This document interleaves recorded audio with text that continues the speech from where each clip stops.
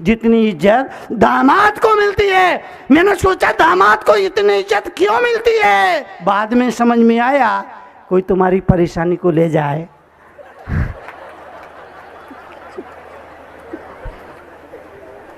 कोई तुम्हारी परेशानी को ले जाए तो उसको इज्जत तो दी जाएगी और कहीं फिर छोड़ ना जाए, इसलिए बीच बीच में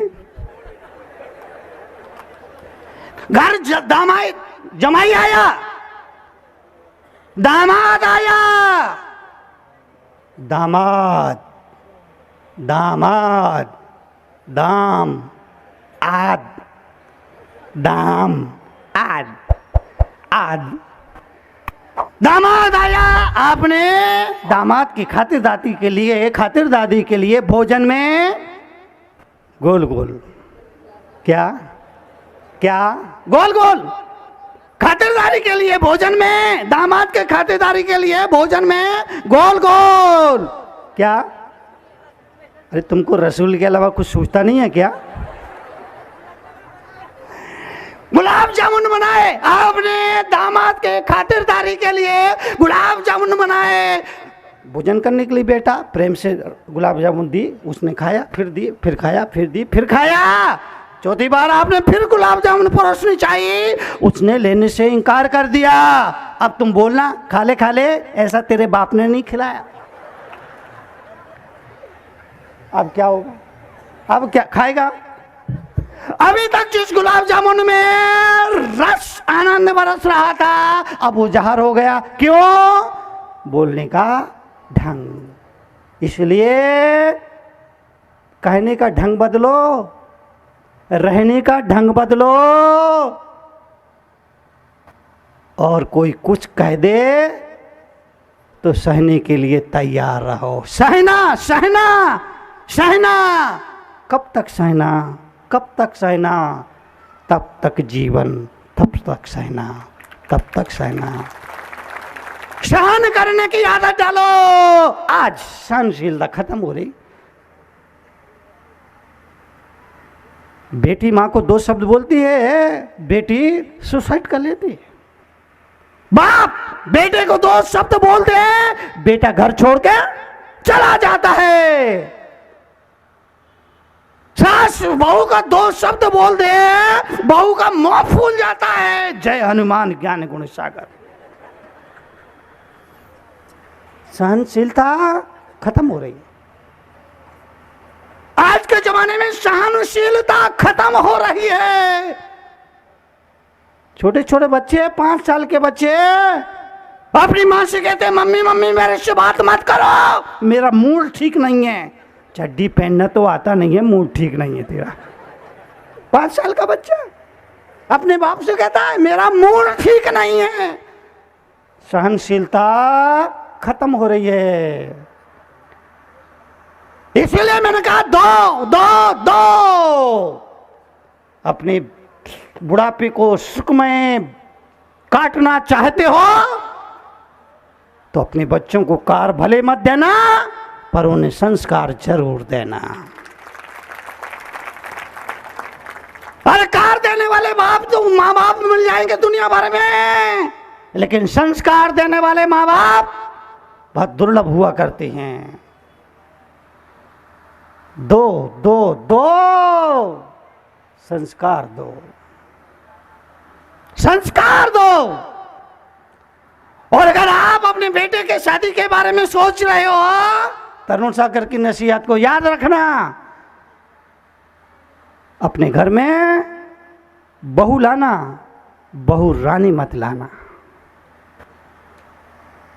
अगर आप अपने जवान बेटे के शादी के बारे में, विवाह के बारे में सोच रहे हो, तरुण सागर की एक नसीहत को याद रखना। अपने घर में बहू लाना, बहू रानी मत लाना। दोनों में फर्क है क्या? बहू आएगी तो वो संस्कार लेकर आएगी, और बहू रानी आएगी तो कार लेकर आएगी।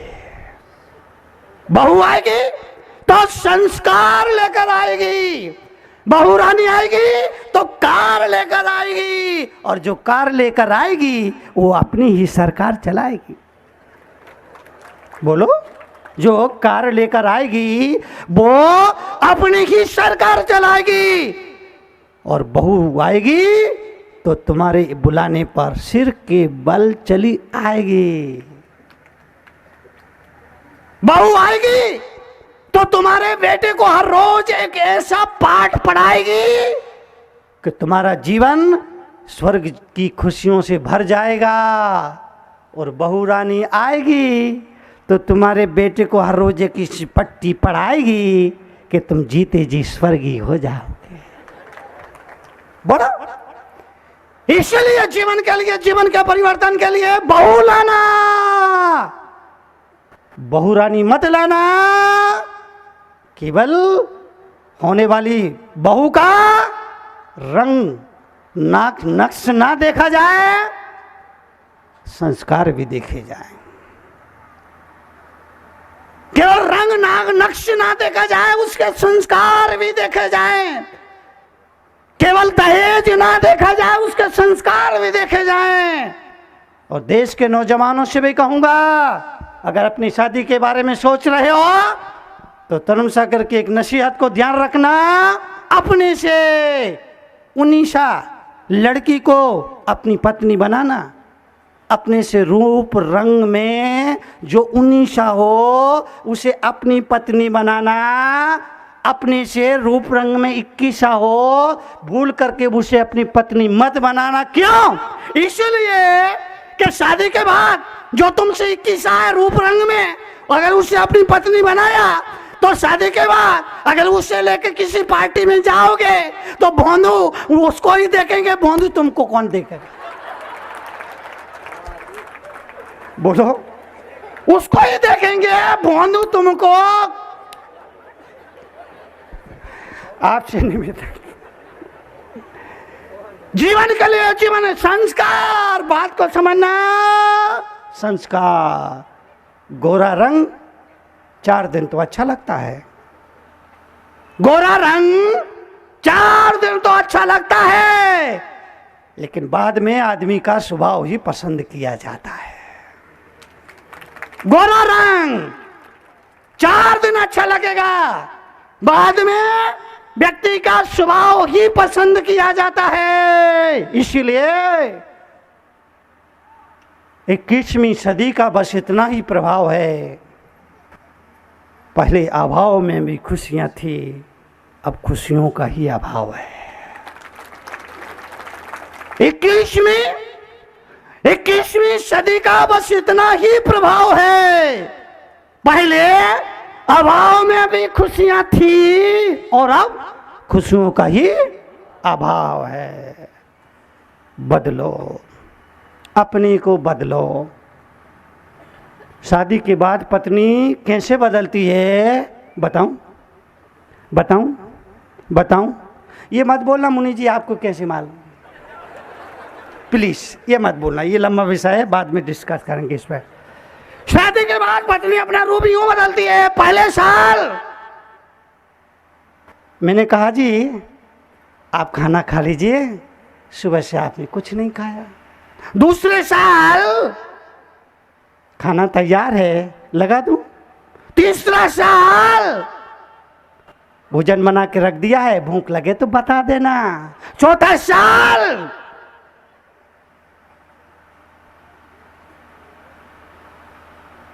भोजन बना के रख दिया है, मैं बाजार जा रही हूं, निकाल के खा लेना। छठवां साल मैं कहती हूं जी आज मुझसे भोजन नहीं बनेगा, होटल से ले आओ। 7वां साल खाना खाना खाना, जब देखो खाना, अभी ही तो खाया था। 8वां साल तुम्हारा पेट है ही या गेट भरता ही नहीं। 9वां साल एक दिन का व्रत रख लोगे तो मर नहीं जाओगे। 10वें साल हे भगवान किस आदमी से पाला पड़ा। ये सब बदलता रहेगा। मैं आपसे गुजारिश ये कहूंगा, अपने स्वभाव को बदलो, अपने स्वभाव को बदलो। सामने वाला अम्मा बोलो, सामने वाला नहीं बदलेगा, आपको ही बदलना पड़े। सामने वाला कोई कुछ कह दे सुन लो, लेकिन नहीं सुनता, अगर सामने वाला गुस्से में है और गुस्से में उसने आपसे गलत क्या कहा, अरे गलत तो उस वक्त होता जब आप चुप रहते। चुप रहो, हर सवाल का जवाब देना जरूरी नहीं। 90% सवाल ऐसे होते हैं जिनका जवाब देना जरूरी नहीं, फिर भी हम जवाब देते। हमको लगता है अगर इसका जवाब हमने नहीं दिया तो हमारा स्वर्ग का सर्टिफिकेट कैंसिल हो जाएगा। मैं आपसे निवेदन करना चाहता हूं, अरे चेहरे को कितना भी चमका लो अगले दिन फिर वैसे ही हो जाएगा, लेकिन मन को एक बार चमका लो तो जिंदगी चमक जाया करती है। चेहरे को कितना भी चमका लो अगले दिन फिर वैसा ही हो जाएगा, पर मन को एक बार चमका लो तो सारी जिंदगी चमक जाया करती है।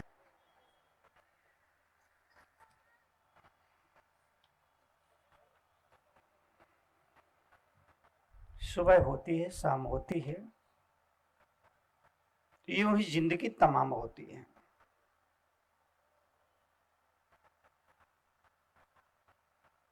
बचपन आता है, जवानी आती, बुढ़ापा आता है,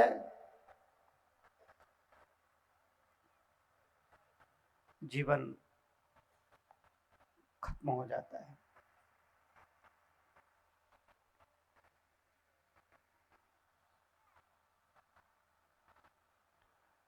इसलिए कहा सांझ होने से पहले एक छोटा सा मिट्टी का ही सही टिमटिमाता हुआ दिया जला लेना। शाम होगी, अंधेरा आएगा, शाम होगी, अंधकार से घिर जाओगे आप।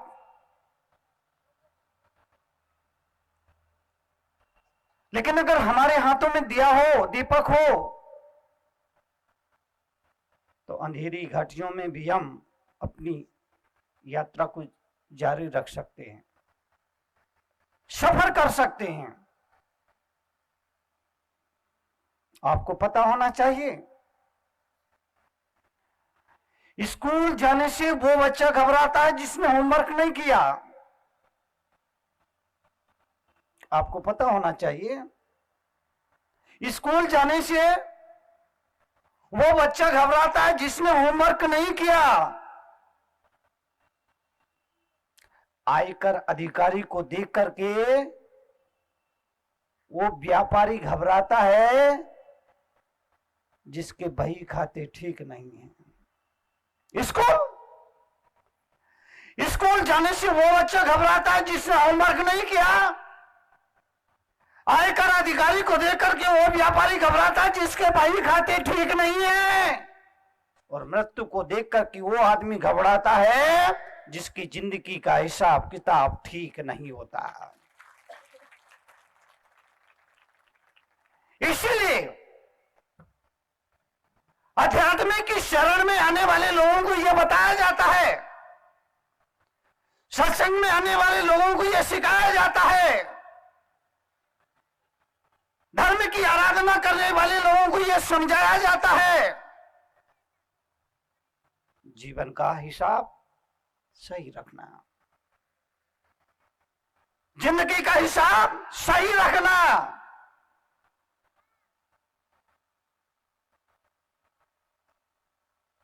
हर रोज जीवन के हिसाब को मिलाते चलो। ये मत सोचना भक्ति करूंगा बुढ़ापे में, धर्म ध्यान करूंगा बुढ़ापे में, सत्संग करूंगा बुढ़ापे में, तीर्थ यात्रा करूंगा बुढ़ापे में, भजन कीर्तन करूंगा बुढ़ापे में, दान पुण्य करूंगा बुढ़ापे में, भगवान का स्मरण सुमरण करूंगा बुढ़ापे में। अभी तो खाने पीने मौज मस्ती के दिन हैं। इस देश का नौजवान इस भ्रम में जी रहा है, धर्म करना बुढ़ापे में, तीर्थ यात्रा बुढ़ापे में, भजन बुढ़ापे में, स्वाध्याय प्रवचन सत्संग, स्वाध्याय प्रवचन सत्संग बुढ़ापे में अभी मौज मस्ती करना नहीं। अध्यात्म की शरण में आने वाले लोगों को यह बताया जाता है जिंदगी का कोई भरोसा नहीं। रात हम जब सोने के लिए जाते हैं तो ये पता नहीं होता है कल का सूरज देखने को मिलेगा या नहीं मिलेगा।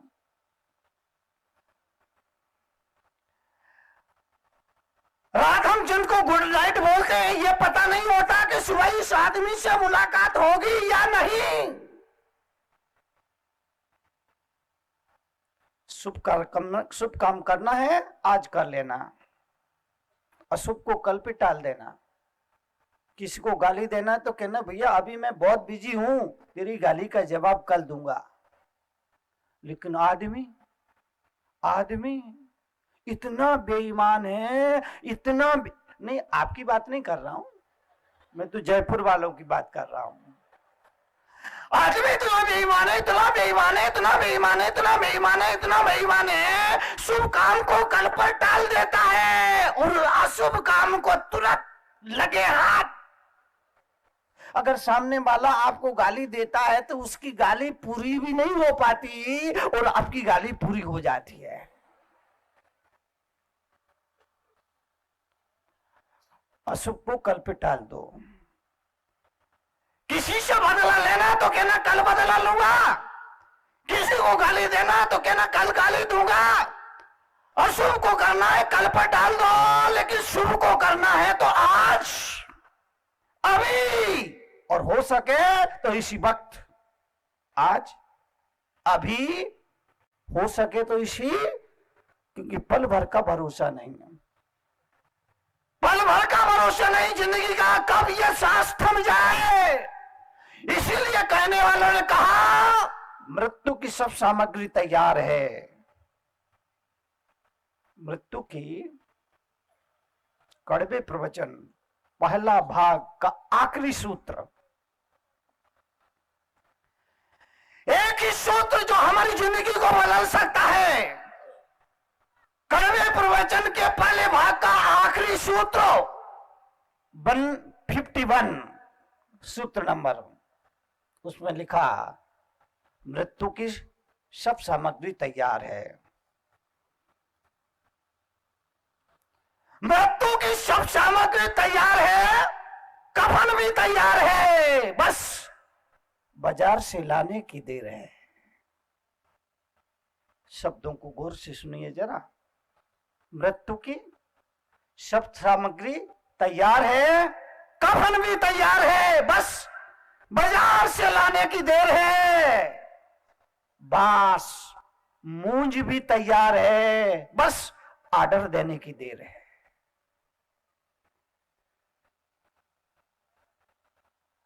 उठाने जलाने वाले भी तैयार हैं, बस खबर करने की देर है।